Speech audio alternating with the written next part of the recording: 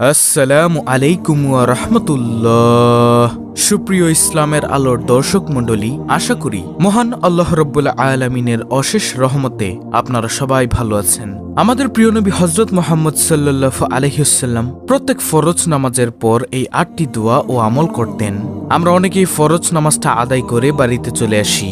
ফরজ নামাজের সালাম ফিরিয়ে কোন দোয়াটা পাঠ করলে এবং কোন দোয়াগুলো পাঠ করলে অধিক সওয়াব অর্জন করা যায় সেগুলো আমরা অনেকেই জানি না। তাই আমি আপনাদেরকে আজকের এই ভিডিওতে আমাদের প্রিয় নবী হযরত মুহাম্মদ সাল্লাল্লাহু আলাইহি ওয়াসাল্লাম ফরজ নামাজের পর যে দোয়াগুলো পাঠ করতেন সেগুলো একে একে আপনাদের সামনে তুলে ধরব, যেন আপনারাও সেগুলো ফরজ নামাজ আদায় করে এই দোয়াগুলো পাঠ করে অধিক সওয়াব অর্জন করতে পারেন।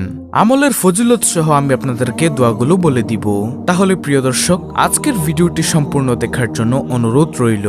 ইনশাআল্লাহ আজকের ভিডিওতে আমি আলোচনা করব নবীজি সাল্লাল্লাহু আলাইহি ওয়াসাল্লাম কোন সেই 8টি দোয়া ও আমল করতেন সে সম্পর্কে। তো 8টি দোয়ার মধ্য থেকে সর্বপ্রথমে যে দোয়ার কথা বলবো, নবীজি সাল্লাল্লাহু আলাইহি ওয়াসাল্লামের একজন প্রিয় সাহাবী ছিল যার নাম ছিল আবু উমামা রাদিয়াল্লাহু তাআলা আনহু। নবীজির ওই প্রিয় সাহাবী বললেন, নবীজি সাল্লাল্লাহু আলাইহি ওয়াসাল্লাম যখন প্রত্যেক ফরজ সালাতের পর সালাম ফিরাতেন তিনি আয়াতুল কুরসি পাঠ করতেন। প্রিয় দর্শক, আয়াতুল কুরসির অনেক দাম, অনেক মান। আয়াতুল কুরসি হলো সূরা বাকারার 255 নং আয়াত, যেটা আমি স্ক্রিনের মধ্যে দিয়ে দিলাম, আপনারা মুখস্থ করে নেবেন। নবীজির সাহাবী আবু উমামা রাদিয়াল্লাহু তাআলা আনহু বলেন, রাহমাতুল লিল আলামিন নবীজি সাল্লাল্লাহু আলাইহি ওয়াসাল্লাম বলেছেন, যে ব্যক্তি প্রত্যেক ফরজ সালাতের পর আয়াতুল কুরসি পাঠ করবে তার জান্নাতে যাওয়ার জন্য কোনো বাধা থাকবে না, শুধুমাত্র একটি বাধা থাকবে, সেটা হলো মৃত্যু। যখনই সে মৃত্যুবরণ করবে সাথে সাথে আল্লাহ তাআলার জান্নাতে চলে যাবে। সুবহানাল্লাহ। নাসাই শরীফের হাদিস। এছাড়াও অন্য আরেকটি হাদিস, এই আয়াতুল কুরসি যদি কেউ ঘুমানোর পূর্বে বিছানায় গিয়ে পাঠ করতে পারে তাহলে সারা রাত একজন রহমতের ফেরেশতা তাকে পাহারা দিবে, যেন দুনিয়ার কোনো জিন শয়তান ও মানুষ শয়তান তার কোনো ক্ষতি করতে না পারে। সুবহানাল্লাহ। এছাড়াও এই আয়াতুল কুরসির রয়েছে অসংখ্য ফজিলত, যা ভিডিওতে বলে শেষ করা যাবে না। তাই প্রিয় দর্শক, অবশ্যই প্রত্যেক ফরজ নামাজের পর সালাম ফিরানোর সাথে সাথে আমরা আয়াতুল কুরসি পাঠ করার মতো চেষ্টা করব এবং প্রতিদিন সকাল বিকাল রাতের জবানে আয়াতুল কুরসি জারি রাখবো ইনশাআল্লাহ। তো এটি গেল প্রথম নম্বর আমল। ফরজ নামাজের সালাম ফিরানোর পরে দ্বিতীয় নম্বরে যে আমলের অথবা যে দোয়ার কথা বলবো সেই দোয়াটি হলো লা ইলাহা ইল্লাল্লাহু ওয়াহদাহু লা শারিকা লাহু লাহুল মুলকু ওয়া লাহুল হামদু ওয়া হুয়া আলা কুল্লি শাইইন কাদির। এই দোয়াটি আপনি ফরজ নামাজের শেষে পাঠ করবেন আয়াতুল কুরসি পাঠ করার পরেই। যে ব্যক্তি এই দোয়াটা পাঠ করবে তার গুনাহের পরিমাণ যদি সমুদ্রের ফেনারাশির পরিমাণ হয়ে থাকে তারপরেও রব্বুল আলামিন সেই গুনাহগুলোকে ক্ষমা করে দিবেন। তাই আমরা প্রত্যেক ফরজ সালাতের পর পড়ব। এটি পাঠ করলে অনেক অনেক সওয়াব অর্জন করতে পারবেন ইনশাআল্লাহ। তারপর প্রিয় দর্শক, ফরজ নামাজের সালাম ফিরানোর পরে তৃতীয় নম্বরে যে দোয়াটি পাঠ করবেন সেটি হলো নবীজি সাল্লাল্লাহু আলাইহি ওয়াসাল্লাম প্রত্যেক ফরজ নামাজের সালাম ফিরিয়ে 3 বার বলতেন, আস্তাগফিরুল্লাহ আস্তাগফিরুল্লাহ আস্তাগফিরুল্লাহ। এই 3 বার আস্তাগফিরুল্লাহ বলতেন। তাই আমরা যদি প্রত্যেক ফরজ নামাজের সালাম ফিরানোর পরে 3 বার আস্তাগফিরুল্লাহ বলতে পারি, অবশ্যই নবীজি সাল্লাল্লাহু আলাইহি ওয়াসাল্লামকে অনুকরণ করা হয়ে যাবে। আর যে ব্যক্তি নবীজি সাল্লাল্লাহু আলাইহি ওয়াসাল্লামকে অনুকরণ করবে সে ব্যক্তি অবশ্যই জান্নাতি হবে। আল্লাহু আকবার। এছাড়াও আপনি আস্তাগফিরুল্লাহ বলার কারণে আপনার ইস্তেগফার আদায় হয়ে যাচ্ছে। নবীজি সাল্লাল্লাহু আলাইহি ওয়াসাল্লাম বলেন, এই আস্তাগফিরুল্লাহ হলো একটি ইস্তেগফার। আর যে ব্যক্তি বেশি বেশি পরিমাণে ইস্তেগফারের আমল করবে আল্লাহ তার সব বিপদ আপদ দূর করে দিবেন, তাকে উত্তম রিজিক দান করবেন। সুবহানাল্লাহ। তার গুনাহগুলো রব্বুল আলামিন ক্ষমা করতে থাকবেন। আল্লাহু আকবার। তাই ফরজ নামাজের সালাম ফিরানোর পরেই 3 বার বলবো আস্তাগফিরুল্লাহ আস্তাগফিরুল্লাহ আস্তাগফিরুল্লাহ, এবং সারাদিনে যখন এই সময় পাবো তখনই আমরা এটি পড়ব। তারপরে চতুর্থ নম্বরে যে আমলের কথা বলবো সেটি হলো নবীজি সাল্লাল্লাহু আলাইহি ওয়াসাল্লামের প্রিয় সাহাবায়ে কেরামগণ বলেন, নবীজি যখন প্রত্যেক ফরজ সালাতের সালাম ফিরাতেন একবার বলতেন আল্লাহু আকবার তাই আমরাও সালাম ফিরানোর পরে একবার সশব্দে বলবো আল্লাহু আকবার। ইনশাআল্লাহ আল্লাহ তাআলা আমাদেরকে উত্তম যাজা খায়ের কল্যাণ দান করবেন। আল্লাহ তাআলার কাছে কোনো জিনিসের অভাব নেই, শুধু আমরা চাই না, এজন্য পাই না।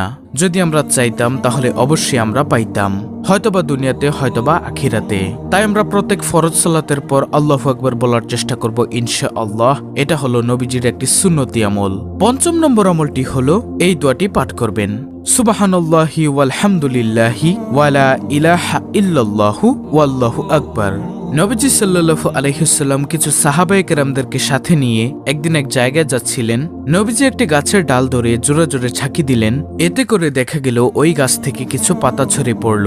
নবীজি সাহাবায়ে কেরামদেরকে ডেকে ডেকে বললেন, দেখো, এই যে আমি ঝাঁকি দেওয়ার কারণে গাছের পাতাগুলো ঝরে পড়ে গেল, ঠিক তেমনি ভাবে যে ব্যক্তি সুবহানাল্লাহি ওয়ালহামদুলিল্লাহি ওয়ালা ইলাহা ইল্লাল্লাহু ওয়াল্লাহু আকবার এই 4টি জিকির একত্রে করবে, তার আমলনামা থেকেও গুনাহের ময়লাগুলো এভাবে ঝরে পড়ে যাবে। সুবহানাল্লাহ। আশা করি প্রিয় দর্শক আপনারা বুঝতে পেরেছেন। তাই আমরা প্রত্যেক ফরজ সালাতের পর এই জিকিরগুলো করব এবং সারাদিনই বেশি বেশি এই জিকিরগুলো একত্রে করার চেষ্টা করব ইনশাআল্লাহ। সুবহানাল্লাহি ওয়ালহামদুলিল্লাহি ওয়ালা ইলাহা ইল্লাল্লাহু ওয়াল্লাহু আকবার।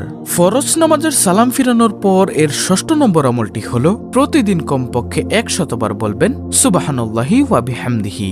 এটা আপনি নামাজের পরেও পাঠ করতে পারেন এবং সারাদিন যখনই পড়তে মনে চায় তখনই পড়বেন। নবীজি সাল্লাল্লাহু আলাইহি ওয়াসাল্লাম সাহাবায়ে কেরামদেরকে ডেকে বললেন, ও আমার সাহাবায়ে কেরামরা শোনো, আমি কি তোমাদেরকে এমন একটি আমলের কথা বলবো যে আমলের দাম হাসরের মাঠে সবচেয়ে বেশি হবে? সাহাবায়ে কেরাম বললেন, হ্যাঁ ইয়া রাসূলুল্লাহ সাল্লাল্লাহু আলাইহি ওয়াসাল্লাম, বলুন কোন সে আমল? নবীজি তখন বললেন, সে আমলটি হলো প্রতিদিন যে ব্যক্তি সুবহানাল্লাহি ওয়া বিহামদিহি 100 বার পাঠ করবে, তার আমলের দাম হাসরের মাঠে সবচেয়ে বেশি হবে। সাহাবায়ে কেরাম আবার প্রশ্ন করলেন, ইয়া রাসূলুল্লাহ সাল্লাল্লাহু আলাইহি ওয়াসাল্লাম, অন্য কারো আমলের দাম কি এর চেয়ে বেশি হবে না? নবীজি তখন বললেন, হ্যাঁ, ওই ব্যক্তির আমলের দামই এর চেয়ে বেশি হবে যে ব্যক্তি সুবহানাল্লাহি ওয়া বিহামদিহি 100 বার থেকেও বেশি পরিমাণে পাঠ করবে। তাই প্রিয় দর্শক, অবশ্যই সুবহানাল্লাহি ওয়া বিহামদিহি 100 বার থেকেও বেশি পরিমাণে পাঠ করবেন ইনশাআল্লাহ। তারপরে 7ম নম্বর আমলটি হলো রাদিতু বিল্লাহি রাব্বা ওয়া বিল ইসলামি দিনা ওয়া বি মুহাম্মাদিন নাবিয়্যা ওয়া রাসূলা সাল্লাল্লাহু আলাইহি ওয়াসাল্লাম। এটি আপনারা পড়বেন বিশেষ করে ফজরের পর 3 বার এবং মাগরিবের সালাতের পর 3 বার এটি পাঠ করবেন। যে ব্যক্তি এই দোয়াটি পাঠ করবে, রাদিতু বিল্লাহি রাব্বা অর্থাৎ আমি আল্লাহকে রব হিসেবে, ওয়াবিল ইসলামি দিনা ইসলামকে দিন হিসেবে, ওয়াবি মুহাম্মাদিন নাবিয়্যা ওয়া রাসূলা সাল্লাল্লাহু আলাইহি ওয়াসাল্লাম এবং নবী মুহাম্মদুর রাসূলুল্লাহ সাল্লাল্লাহু আলাইহি ওয়াসাল্লামকে নবী হিসেবে অথবা রাসূল হিসেবে পেয়ে সন্তুষ্ট, যে ব্যক্তি এই কথাটুকু বলতে পারবে তার জন্য আল্লাহর জান্নাত অবধারিত হয়ে যায়। সুবহানাল্লাহ। তাই আমরা এটিও নিয়ম অনুসারে পাঠ করব। তাহলে গেল 7টি আমল। তারপরে 8ম নম্বর আমলটি হলো শ্রেষ্ঠ 4টি জিকির, অর্থাৎ সুবহানাল্লাহ 33 বার, আলহামদুলিল্লাহ 33 বার, লা ইলাহা ইল্লাল্লাহ 33 বার এবং আল্লাহু আকবার 34 বার। এগুলো আপনারা পাঠ করবেন। এগুলো আপনারা ফরজ নামাজের পরও আপনি পাঠ করবেন এবং সারাদিনে যখনই সময় পাবেন তখনই পাঠ করবেন। এছাড়াও প্রিয় দর্শক, অনেক আমল রয়েছে যেগুলো আপনারা পারেন, সেগুলো আপনারা ফরজ সালাতের সালাম ফিরানোর পরে পাঠ করবেন ইনশাআল্লাহ। উপরোক্ত আমলগুলো করলে আপনি অনেক অনেক সওয়াবের ভাগীদার হতে পারবেন। তো এই ছিল আমাদের আজকের ভিডিও, অত্যন্ত গুরুত্বপূর্ণ একটি ভিডিও। ভিডিওটি ভালো লাগলে অবশ্যই চ্যানেলটিকে সাবস্ক্রাইব করে পাশে থাকা বেল বাটন অল বাজিয়ে দিবেন। ভিডিওটিতে একটি লাইক দিবেন এবং কমেন্টে আমিন লিখবেন এবং অন্য মুসলিম ভাই বোনদের কাছে ভিডিওটি শেয়ার করে দিবেন যেন তারাও দেখে শিখে এই আমলগুলো করতে পারে। আল্লাহ রাব্বুল আলামিন আমাদের সকলকে উপরোক্ত আমলগুলো করার তৌফিক দান করুন। আমিন।